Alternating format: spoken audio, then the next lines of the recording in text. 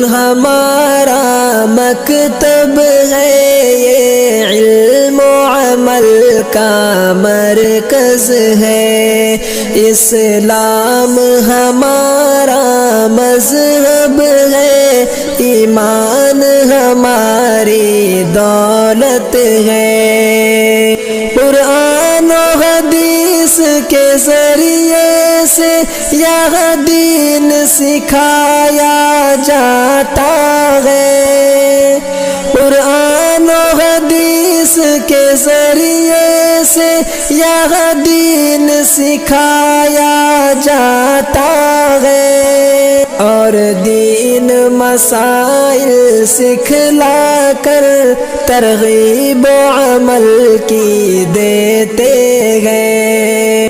قرآن پڑھایا جاتا ہے، سنت